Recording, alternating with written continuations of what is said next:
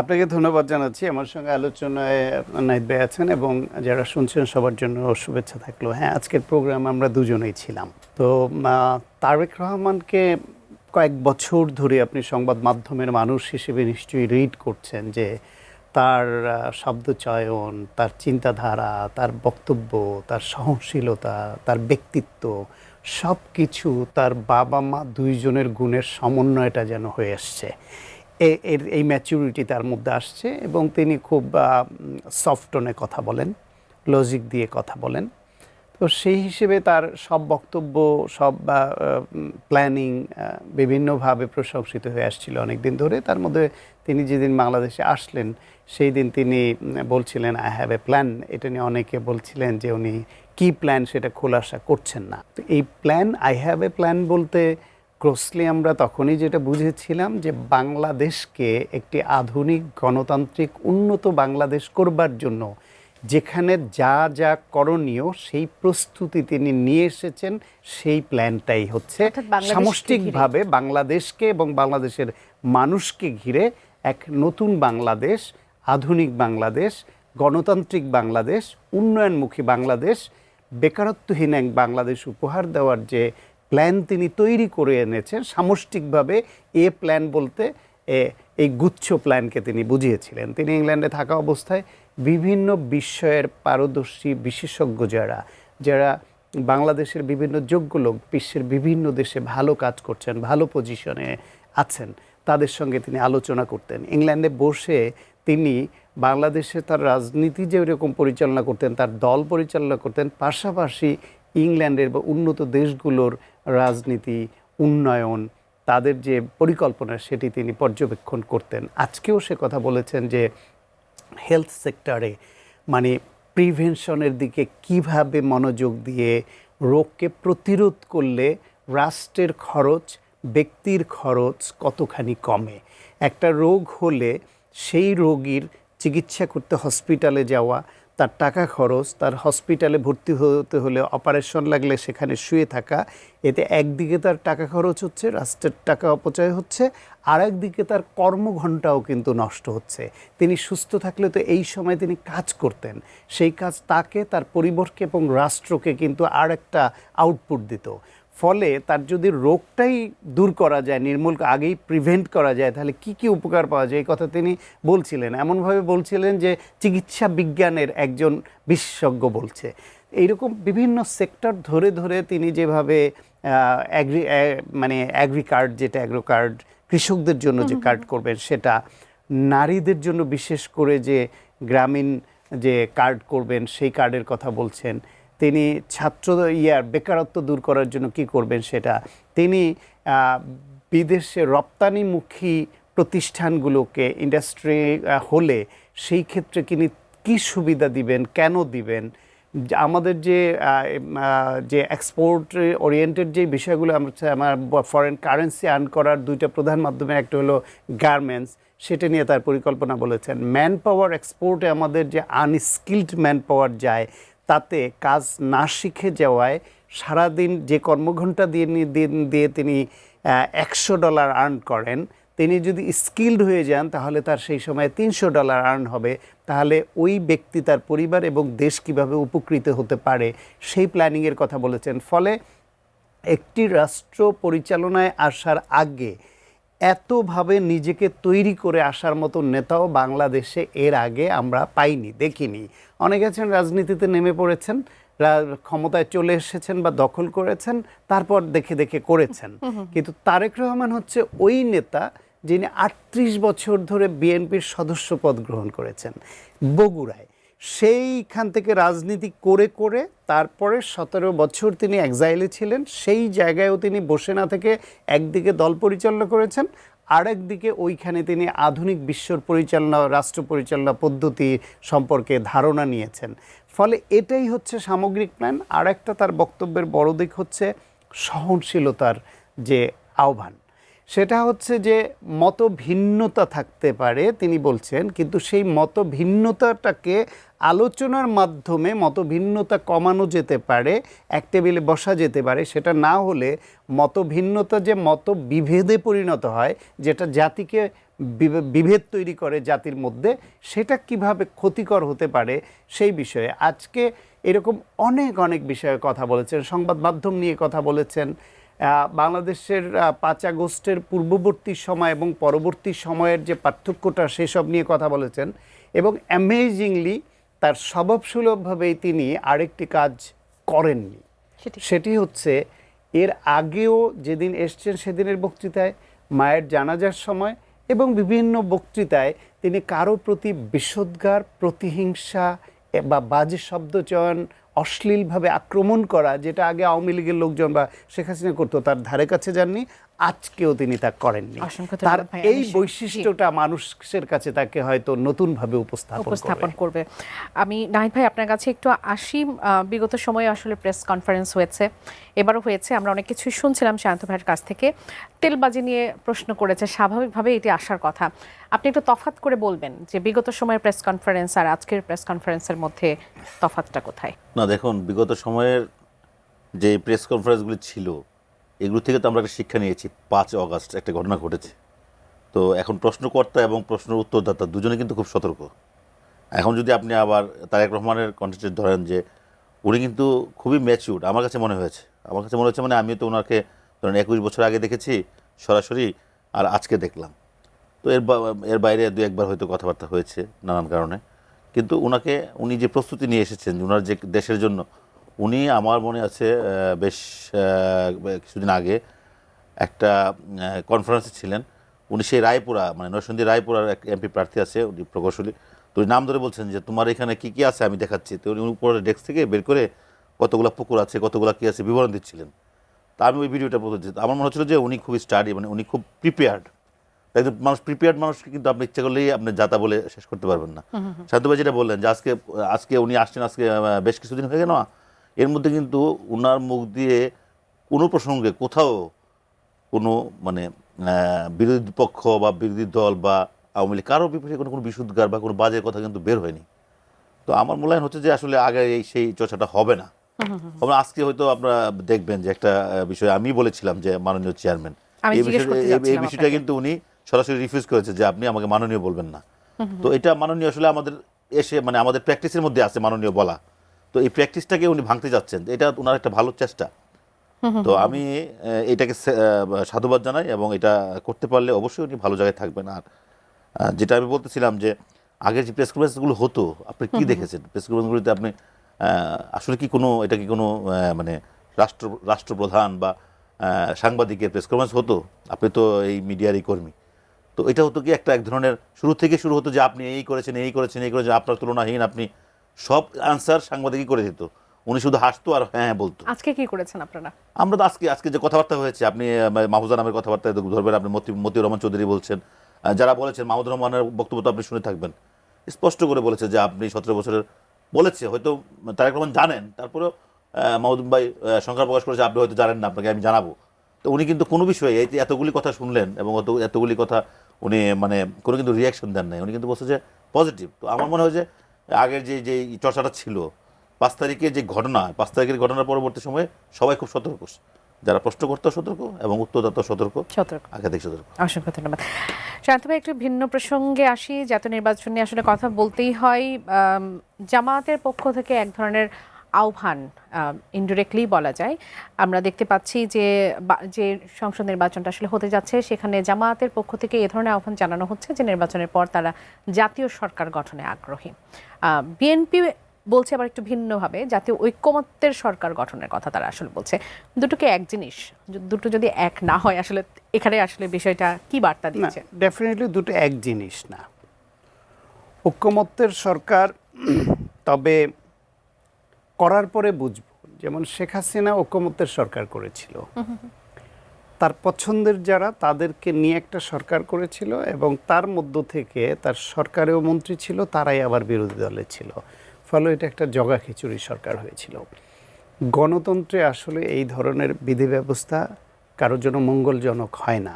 কারণ হচ্ছে জাতীয় সংসদে যদি সরকারকে চেস করবার মতো, তাদেরকে চ্যালেঞ্জ ছুড়ে দেবার মতো, তাদের ভুল ত্রুটি ধরিয়ে তাদেরকে প্রেশার ক্রিয়েট করবার মতো বিরোধী দল না থাকে, তাহলে ওই জাতীয় সংসদ কখনো কার্যকর হতে পারে না। তারপরেও বাংলাদেশে যেরকম 1971 সনের যুদ্ধের পরে অনেকেরই এখন মনে করেন যে একটা জাতীয় সরকার না হওয়াটা ভুল ছিল। জাতি গঠন করবার জন্য, রাষ্ট্র গঠন করবার জন্য যুদ্ধ পরবর্তী বিধ্বস্ত একটা দেশে যদি জাতীয় সরকার হতো, এককভাবে শেখ মুজিবই মহা ক্ষমতাধর হয়ে না উঠতো, তাহলে যে ভুলগুলি হয়েছে হয়তো হতো না। ঠিক একইভাবে 5 আগস্ট পরবর্তী সময়ে অনেকে মনে করে যে এইটাকে তখনই জাতীয় সরকার হওয়া উচিত ছিল, কিন্তু হয়নি। কিন্তু এখন একটা নির্বাচনের মাধ্যমে যদি সব পক্ষ এক হয়ে এটাকে কোনো সংসদে বিরোধী দল রাখতে হবে বা বিরোধী পক্ষ থাকতে হবে, এটা না করে যদি সবাই মিলে যে নির্বাচিত জাতীয় সরকার হয়, নির্বাচনের পরে নির্বাচনটা যদি ওই কাজে ব্যবহার করে যে কারা কত শতাংশ বা কত আসন পেয়েছে তার ভিত্তিতে মন্ত্রী পরিষদে জায়গা পাওয়া বা গুরুত্বপূর্ণ পদ পাওয়া, এই একটা ফর্মুলা নিয়ে যদি জাতীয় সরকার গঠন করে, সে যেই আলোচনাটা সম্ভবত জামাতের পক্ষ থেকে তুলেছে। আর বিএনপির যে মোটিভ, সেটা হচ্ছে ঐক্যমত্যের সরকার হচ্ছে বিএনপির যে সংস্কার নীতিমালা, বিএনপির যে চাওয়া, দীর্ঘদিন ধরে একসঙ্গে ফ্যাসিবাদ বিরোধী আন্দোলন করেছে যারা সঙ্গে ছিল, তাদের মধ্যে যারা 31 দফায় অ্যাগ্রি করে, রাষ্ট্র মেরামতের 31 দফা, তাদের মধ্যে যারা বিএনপির যে এই ঐক্যমত্য কমিশনে যে সংস্কার প্রস্তাবগুলো উঠল, জুলাই সনদ উঠল, সেখানে বিএনপি যে প্রস্তাব দিয়েছে এগুলোতে যারা ঐক্যমত্য পোষণ করে, অর্থাৎ নোট অফ ডিসেন্ট বাদ দিয়ে বিএনপির সঙ্গে ঐক্যমত্য পোষণ করবে যাদেরকে নিয়ে একমত হয়ে সুন্দরভাবে যেরকম রাষ্ট্র পরিচালনা করতে চান, এবং তারেক রহমান বা তার দল বিএনপি যেরকম রাষ্ট্র ব্যবস্থা তৈরি করতে চান, যেরকম তার যে প্ল্যান, যে I have a plan or we have a plan, সেই প্ল্যানের সঙ্গে যারা একমত হন এটাকে এগিয়ে নিতে, শুধু তাদেরকে নিয়ে তিনি সরকার গঠন করবেন, যেটাকে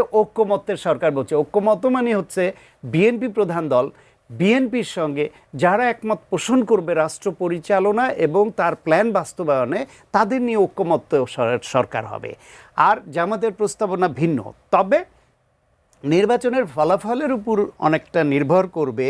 যদি দেখা যায় বিএনপি খুব মেজরিটি সংখ্যক আসন খুব এমনভাবে পায় যে তারা নিজেরাই 2/3 অথবা সরকার গঠনে সক্ষম, তাদের যে সঙ্গের যে জোট সঙ্গী যারা তাদের নিয়ে, তাহলে জামায়াতের এই আবেদন নিবেদন খুব বেশি কাজে নাও আসতে পারে, অথবা বিএনপির যে মত, সেই মতে ঐক্যমত্য পোষণ করে জামাত যদি আসে তাহলে একটা হতে পারে। সেক্ষেত্রে কি হবে শান্ত ভাই? সেক্ষেত্রে কি হবে যদি ধরেন যে জামাত ঐক্যমত্যে যদি আসে, তাহলে আবার বিরোধী পক্ষের কি হবে? বিরোধী পক্ষ ছাড়া একটা রাষ্ট্র, মানে সেটা তো শুরুতেই আমি বলেছি যে সেটা খুব ভালো কার্যকর সংসদ হয় না। কিন্তু যদি উল্টাটা হয়, আবার এরকম হয় যে বিএনপি যেরকম আমরা ধারণা করছি, জনগণ ভোট না দেওয়া পর্যন্ত তো আমরা সবই স্পেকুলেশন, যে বিএনপি খুব কনফিডেন্টলি আছে যে আমরা 2/3 মেজরিটি পাবো, এই পাবো ওই পাবো। আবার জামাত নীরবে কাজ করে যাচ্ছে, যে জামাতকে ইয়াং জেনারেশন ধর্মভিত্তিক রাজনীতি পছন্দ করতো না, সেখানে ছাত্র সংসদগুলো নির্বাচন দেখলে বোঝা যাবে যে জামাত সেইভাবে কতখানি ম্যাসিভলি ঢুকে পড়েছে। নারীদের ব্রেন ওয়াশ করবার জন্য প্রান্তিক জনগোষ্ঠীর নারীদের মধ্যে নানান সুবিধা এবং ধর্মের অপব্যাখ্যা দিয়ে প্রলুব্ধ করে যেভাবে নারীদের মধ্যে তারা অনেকখানি ঢুকে পড়েছে। বিএনপি যদি এইটার বিরুদ্ধে ম্যাসিভ ক্যাম্পেইন করতে না পারে, যে ওরা যা বলছে ধর্মের অপব্যবহার করছে, মিথ্যা প্রতিশ্রুতি দিচ্ছে, বিএনপি কেন সেরা, কেন অতীতের অভিজ্ঞতা আছে, কি চায় ভবিষ্যৎ বাংলাদেশে, সেইভাবে যদি ক্যাম্পেইন করে তারা যদি এইটার বিরুদ্ধ বয়ান তৈরি করতে সক্ষম না হয়, তাহলে কিন্তু রেজাল্ট অন্যরকম যদি হয়ে যায়, যে জামায়াতের আসন সংখ্যা বেড়ে গেল এমন যে তারা সরকার গঠনের মতো পাবে না, এটা অ্যাবসলিউটলি সবাই জানে, কিন্তু সংখ্যাটা বেড়ে গেল, তখন তাদের বার্গেনিং যে পাওয়ার সেটা বেড়ে যাবে, টুলসটা স্ট্রং হয়ে যাবে, বার্গেনিং টুলসটা। তখন হয়তো এখন বিএনপি যত শক্তভাবে বলছে আমরা ঐক্যমত্যের সরকার গঠন করব, তখন যদি দেখে যে জামায়াত ইসলাম বেশি আসন নিয়ে, এনসিপি নিয়ে শক্ত অবস্থান নিয়ে মাঠে থাকবে এবং ওই সরকারকে ডিস্টার্ব করবে, তখন রিথিঙ্কিং তাদের করতে হতেও পারে। সুতরাং নির্বাচনের রেজাল্টের উপর অনেকখানি নির্ভর করবে এই আলোচনা কোন গোলে পৌঁছায়। একদম। দুজন দর্শক আছে, তাদের প্রশ্ন একটু নিতে চাই। দর্শক স্বাগত জানাই, কে বলছেন, কোথা থেকে বলছেন, আপনার প্রশ্নটি করবেন। আসসালামু আলাইকুম। জি ওয়ালাইকুম সালাম। আমি মুক্তার আলী বগুড়া থেকে বলছিলাম। জি আপনার প্রশ্নটি করবেন। আমি দুটো প্রশ্ন, আবার শম্ভু ভাইয়ের কাছে আবার দুটো প্রশ্ন আমার। জি আমি প্রশ্নটা হচ্ছে কি, আমাদের দেশে বর্তমানে মানে মামলার সংখ্যা বেড়ে গেছে এবং রোগীর সংখ্যাও বেড়ে গেছে। তো এখন আমি সাথে সরকারের টাইমে উপজেলা ভিত্তিক মনসেপ কোর্ট ছিল। তো এই সরকার যে সরকারি ক্ষমতায় আসুক না কেন, এই কোর্টটা যদি উপজেলা ভিত্তিক চালু করা হয়, জেলা শহরে কোর্টে গেলে মানুষ আর মানুষ, মানুষ আর মানুষ, তো মানুষে মানুষে আটে না। প্রত্যেক উপজেলায় উপজেলায় যদি এই মামলাগুলো যদি করা হয়, তাহলে আমাদের সময় এবং অর্থ দুটোই কম হবে। আর এই যে ডাক্তারগির বিষয়ে যে আমি আরেকটা বলবো, ডাক্তাররা যে ফি নেয়, এই ফিটা অন্তত একটা লিমিটেডের ভিতর নিবে, একটা সরকার একটা নির্ধারিত করে দিবে এই টাকা নিবে। আর উকিল যারা আছে তারাও যেন এটা একটা মানে নির্ধারিত ফি নেয়, তাহলে জনগণের জন্য উপকার হবে। যেহেতু আপনি দায়িত্ববান মানুষ, আপনারা দুইজনই, আপনাদের কাছে অনুরোধ থাকলো এই কথাগুলো আপনারা আলোচনা করবেন, এটা আমার প্রশ্ন আর কি। জনাব মুক্তার আলী, আপনাকে অসংখ্য ধন্যবাদ। থাকুন আমাদের সঙ্গে। আরো একজন দর্শক আছেন এই মুহূর্তে, তার প্রশ্নটি Very নিতে good চাই। proposal. দর্শক স্বাগত জানাই, কে বলছেন, কোথা থেকে বলছেন, আপনার প্রশ্নটি করবেন। সালাম আলাইকুম। জি ওয়ালাইকুম সালাম। আমি পিন্টু দুয়ারি পটুয়াখালী থেকে বলছি। জি আপনার প্রশ্নটি করবেন। আমার প্রশ্নটা হচ্ছে, বিএনপির স্ট্যান্ডিং কমিটি তো জানে যে নির্বাচন তফসিল ঘোষণা করা হয়েছে, তারা কেন তারপরও তারেক রহমানের একটা উত্তরবঙ্গে সফরের ঘোষণা দিল? এটা হলো আমার প্রথম প্রশ্ন। আর দ্বিতীয় প্রশ্ন হচ্ছে, এই যে তারেক রহমানের যে সফরটা স্থগিত করলো, এটা বিএনপির স্ট্যান্ডিং কমিটির রাজনীতির দূরদর্শিতার অভাব কিনা? এটা হচ্ছে আমার প্রশ্ন। স্যার তুষার, আমরা অনেকটা আলোচনা আসলে এগিয়ে নিয়েছি। আপনাকে পাওয়ার পর প্রথম যে বিষয়টি নিয়ে কথা বলতে চাই, আপনাদের আহ্বায়ক নাহিদ ইসলাম তিনি বলেছেন যে আসন সমঝোতার যে বিষয়টি জামাতের সঙ্গে হতে যাচ্ছে সেটি আপনারা 2-1 দিনের মধ্যে ঘোষণা করতে পারেন। কোন পর্যায়ে রয়েছে আপনাদের আসন সমঝোতা, কতটি আসন পেতে পারেন মোটামুটি একটু যদি ধারণা দেওয়া যায়। আপনাকে ধন্যবাদ। এবং আমি প্রথমত একটু দুঃখ প্রকাশ করি যে আমার একটু অনিবার্য কারণে দেরি হয়েছে। আসন আমরা তো 44টা আসনে আপনার মনোনয়ন আমাদের দলীয় প্রত্যয়নপত্র দেওয়া হয়েছে এবং সেখানে প্রার্থীরা সম্ভবত একটা আসনের বাতিল হয়েছে, বাকিগুলো ওকে আছে। তো এর মধ্যে এই রেঞ্জের মধ্যেই আমাদের আসন সমঝোতাটা হবে এবং সেক্ষেত্রে কোথায় আমাদের সাংগঠনিক শক্তি ভালো এবং কোথায় আমাদের প্রার্থীর মোটামুটি এগিয়ে আছে এবং সেখানে আমাদের জোট অন্যান্য সঙ্গী যারা আছে তারা কোথায় আমাদেরকে সহযোগিতা করলে আমরা আসনটা বেরিয়ে নিয়ে আসতে পারবো, সেরকম একটা সংখ্যা হবে। তবে সেটা ন্যূনতম 30 থেকে 35-40 এরকম একটা রেঞ্জে থাকবে। আপাতত সেরকমই কথা হয়েছে এবং এটা যেটা আমাদের আহ্বায়ক আজকে বললেন, আমিও শুনলাম, আমি দূর থেকে মানে পলাশ থেকে শুনলাম যেটা তিনি বলেছেন যে আগামীকাল বা পরশুর মধ্যে এটা হয়ে যাবে। আমিও যতটা ওইভাবেই জানি যেটা আগামীকাল বা পরশুর মধ্যে হবে। অর্থাৎ আপনারা যতটুকু চেয়েছিলেন, প্রত্যাশা করেছিলেন, সেই অনুযায়ী জামাত আপনাদেরকে আসন দিচ্ছে বা এরকম বিষয়টি? হ্যাঁ, মানে যখন সবারই তো এখানে চাওয়া পাওয়া আছে, সবারই প্রত্যেকটা দলেরই কিন্তু জোটের প্রত্যেকটা দলেরই কিন্তু আপনার ওই সংশ্লিষ্ট মানে আসনগুলোতে সাংগঠনিক কাজ রয়েছে। ফলে সেখানে নানা বিষয় মিলিয়ে তারপর একজনকে চূড়ান্ত প্রার্থী করা হবে। তো সেটার জন্য একটু সময় নেওয়া হচ্ছে এবং আপনি জানেন যেটা 20 তারিখের আগ পর্যন্ত সময় মানে সুযোগ আছে। এবং আমাদের দিক থেকে আমরা বলেছি যে এটা যত দ্রুত হবে তত দ্রুত, মানে ওই যে সংগঠনগুলো, কারণ একজনকে প্রার্থী করার পরে বাকিদের যে আপনার ছাড় দিতে হচ্ছে, তাহলে এই প্রত্যেকটা দলের একটা সিঙ্ক করার বিষয় আছে, সমন্বয় করার বিষয় আছে। সেটা কারণ 20 তারিখের পরে আসলে নির্বাচনের আগে মাত্র 18 দিনের মতো থাকবে। একদম। আপনারা যেমনটি সায়ন্ত ভাই বলছিলেন যে আপনাদের শুরুটাই এখানে রাজনীতির, সেখানে আপনারা জামাতের সঙ্গে জোটে গেলেন। 30টি আসন ধরে নিলাম যে 30টির মতো আসন আপনারা পাবেন। বাকি যে আসনগুলো আছে যেখানে আপনারা সারা দেশে যে আসলে সমাবেশ করে এসেছেন, বৈঠক করে এসেছেন, সেখান থেকে বাকি নেতৃবৃন্দদের আসলে অবস্থানটা কি হবে, তারা কি করবেন? তারা তো প্রথমত গণভোটের ক্যাম্পেইন করবে এবং অবশ্যই এই জোটকে জয়ী করার চেষ্টা করবে।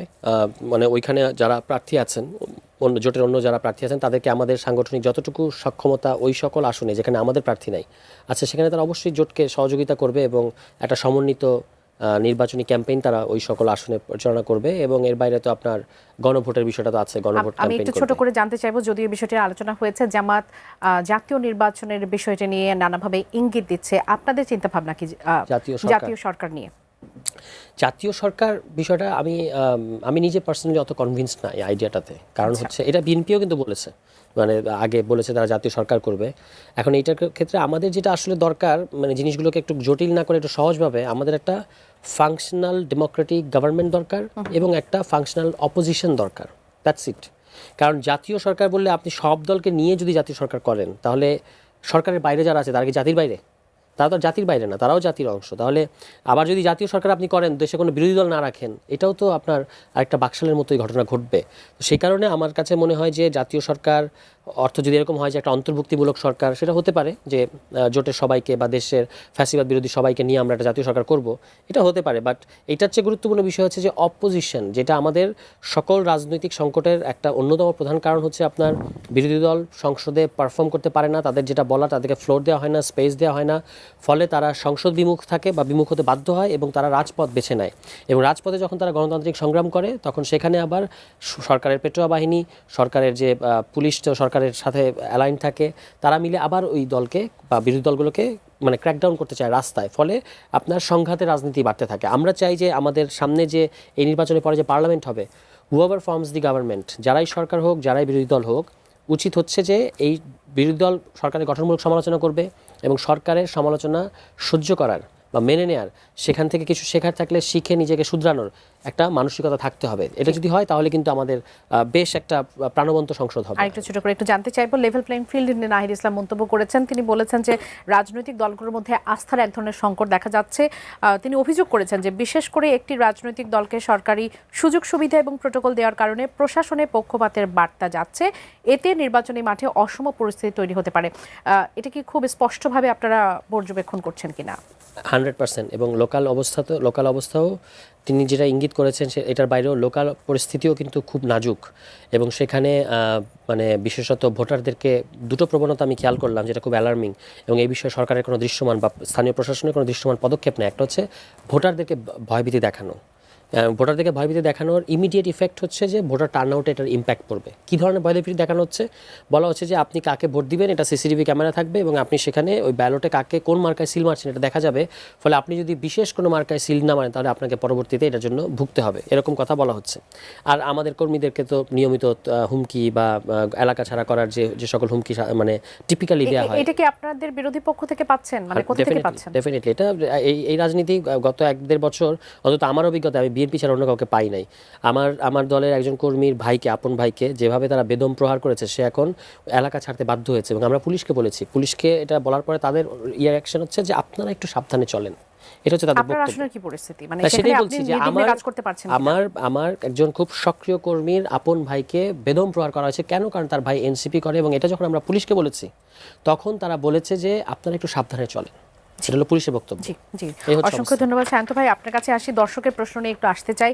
দর্শক প্রশ্ন করেছিলেন যে জনাব তারেক রহমানের উত্তরাঞ্চলে যে সফর বাতিল হয়ে গেছে সেটা নিয়ে স্ট্যান্ডিং কমিটির অদক্ষতা নিয়ে তিনি প্রশ্ন করেছেন যে তারা তো জানতেন যে এই মুহূর্তে তিনি যদি যান সফরে তাহলে সেটি নির্বাচনী প্রচারণার মধ্যে পড়তে পারে, এবং 22 তারিখে সিলেটের সফরের কথা তিনি বলেছেন। তাহলে কেন এ ধরনের সিদ্ধান্ত আসলে আগে নিয়েছিল?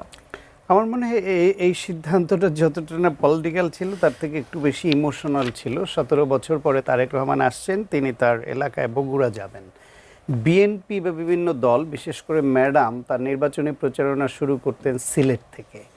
আচ্ছা, এটা ট্রেন্ড ছিল একটা, এবং তাদের বিলিভ ছিল এক ধরনের সেটার উপরে। কিন্তু তারেক রহমান বগুড়াই তিনি যাচ্ছিলেন, কারণ হচ্ছে তার নিজে 38 বছর আগে যেই জায়গা থেকে রাজনীতি শুরু করেছেন, যে আসন থেকে নির্বাচন করছেন, তার বাবা যে আসন থেকে নির্বাচন করতেন, সব মিলিয়ে এটা সম্ভবত ইমোশনালি সিদ্ধান্তটা নেওয়া হয়েছিল।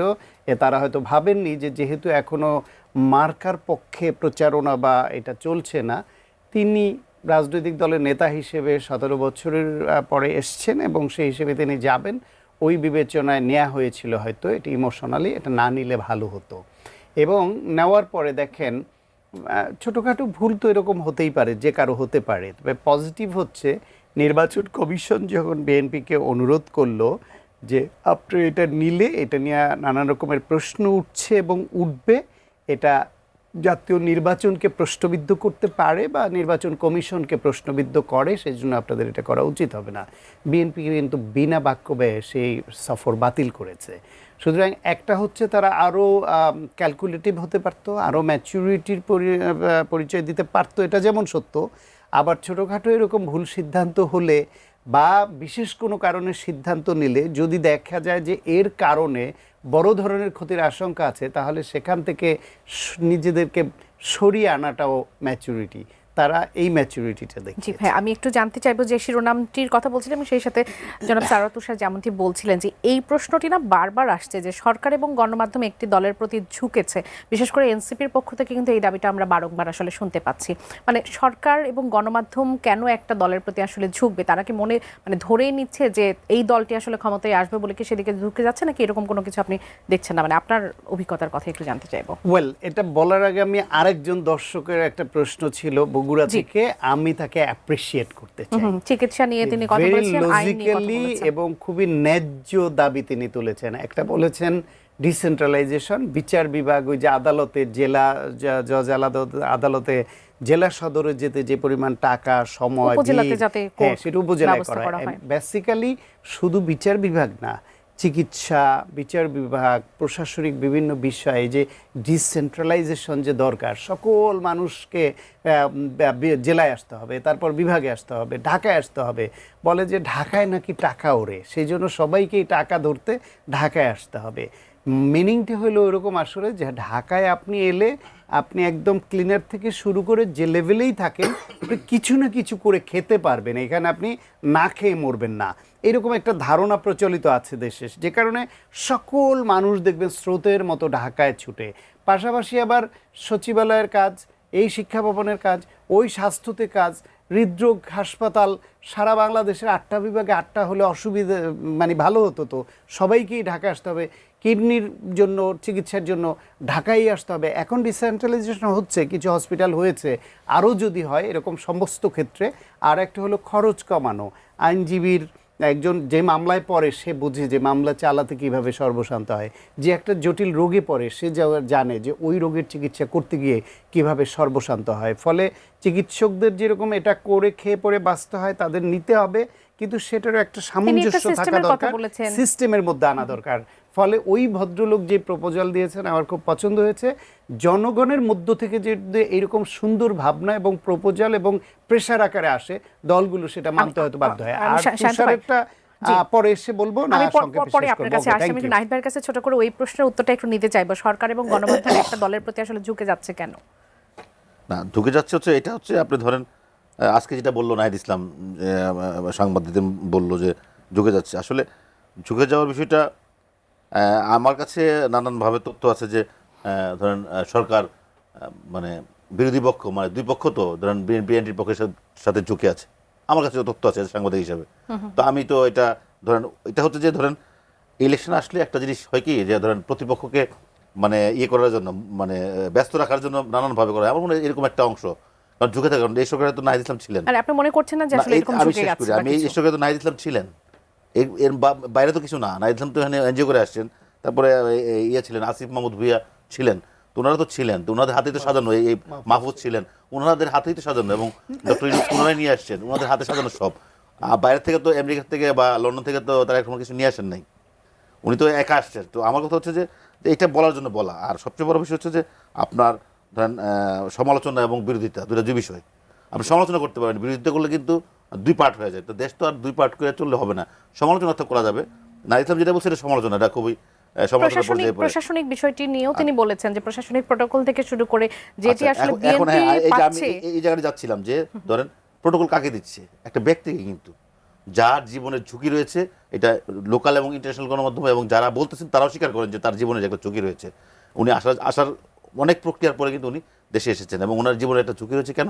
ওনার মতো এরকম ট্রিপল স্টার কিন্তু আর নাই বাংলাদেশে, একজনও নাই, ছিল না বাংলাদেশের ইতিহাসে কোনো। কারণ তার বাপ ছিল জেনারেল, রাষ্ট্রপতি, মা প্রধানমন্ত্রী, তারপরে তার বাংলাদেশের বড় দলের চেয়ারম্যান, তারপরে রাষ্ট্র ক্ষমতা যাওয়ার একটা সম্ভাবনা আছে, তারপর ওনার রাজনৈতিক নতুন দর্শন তৈরি হয়েছে। উনি আপনি বাংলাদেশের রাষ্ট্রপ্রধান শেখ মুজিবুর রহমান হত্যা হয় নাই, তারপর জিয়াউর রহমান হত্যা হয়নি, তো ওনার ব্যক্তি হিসেবে তো ওনার একটা সংখ্যা থাকতেই পারে, হয়তো এই কারণে প্রোটোকল পাচ্ছেন। ব্যক্তি দলের অন্য কোনো নেতাকে দেওয়া হচ্ছে না, কিন্তু শুধুমাত্র ওনাকে দেওয়া হচ্ছে কেন? এটা কিন্তু আস্তে আস্তে আমি দেখব গতকালকে উনি হেঁটে, আজকে বোধহয় গতকালকে উনি হেঁটে অফিসে এসেছেন। তো আস্তে আস্তে জিনিসটাকে মানে অ্যাবজর্ব করার চেষ্টা করতেছেন। কারণ হুট করে ধরুন একটা অ্যাক্সিডেন্ট হয়ে গেলে কিন্তু সবার বোধহয় পড়বে, তখন কিন্তু যারা অভিযোগ করছেন তারাই বলবে যে আসলে এটা করা দরকার ছিল, ওইটা করা দরকার ছিল। জি। সুতরাং আমি মনে করি যে এটা অসংখ্য বাড়াবাড়ি কিছু না, ধন্যবাদ। আস্তে আস্তে অ্যাডজাস্ট হয়ে যাবে। জি, জনাব সারাতুল শাহ, আপনার কাছে আসি আবারও। এনসিপিকে ঘিরে সম্ভাবনার যে জায়গাটি আসলে সবাই দেখছিল, সেটি মূলত গভীর সংকটের মুখে পড়েছে মুক্তিযুদ্ধ বিরোধী একটা কেন্দ্রিক একটা বিতর্ক নিয়ে এবং দলীয় আদর্শ সহ বিভিন্ন কারণে, বিশেষ করে যখন জামাতের সঙ্গে জোট করা হয়েছে এই প্রশ্নটি সর্বাগ্রে আসছে যে বড় আদর্শিক পরীক্ষার মুখে আপনারা পড়েছেন। আপনার কাছে কি মনে হয়?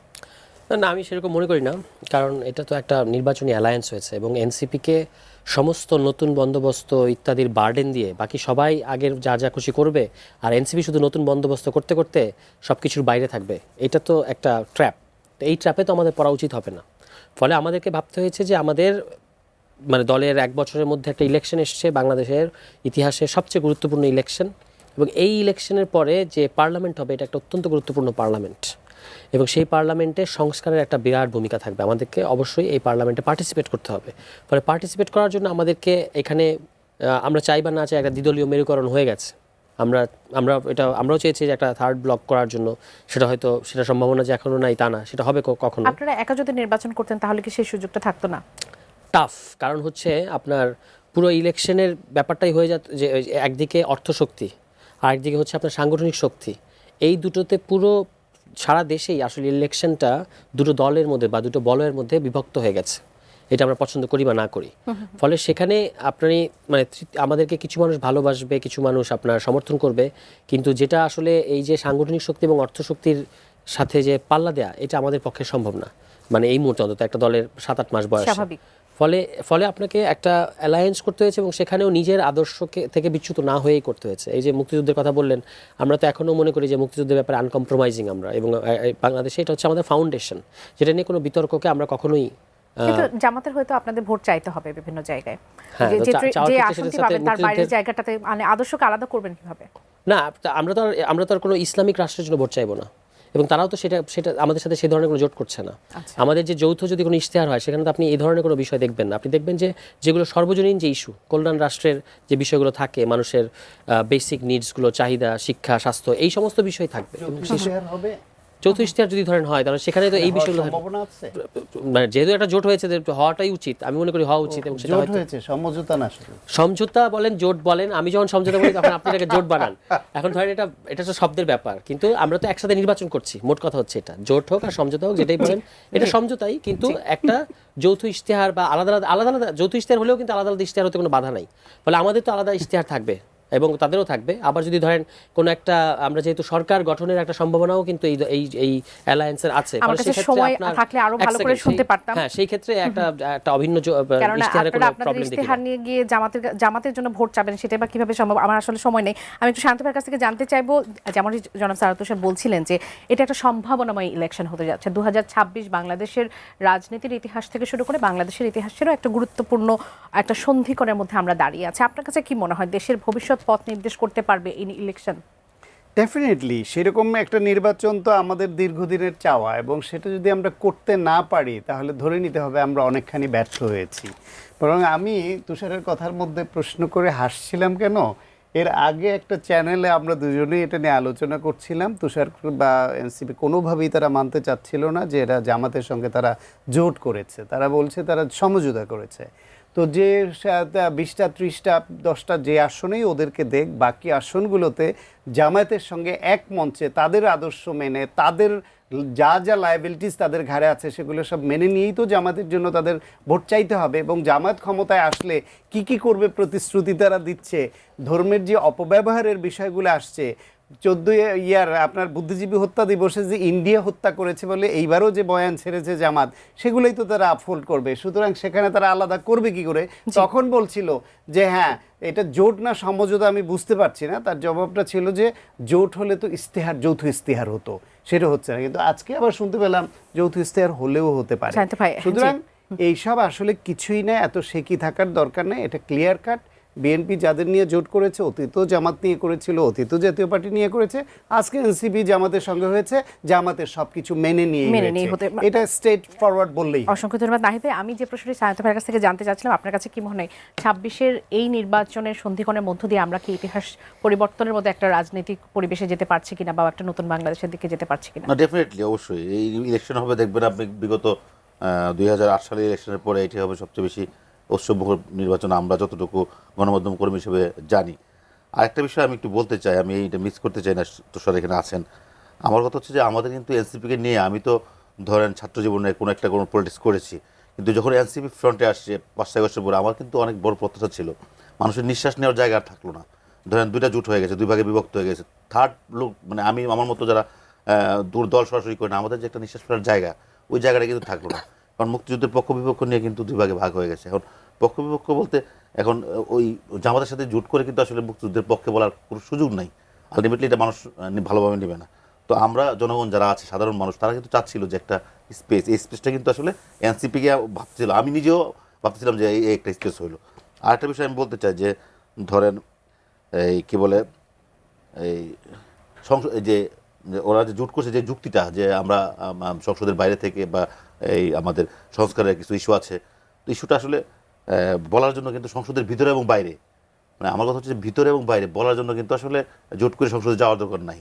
কারণ এই দলটা মাত্র 1 বছর হয়েছে, এটা যদি আর একটু সময় দিত, আরো 5 বছর সময় দিয়ে, যদি আরো 10 বছর সময় দিয়ে যদি আরো কাজটা পরিপক্ক হতো, তাহলে আমার মনে হয় যে মানুষের আসলে অসংখ্য ধন্যবাদ তাহিন ভাই। আমাদের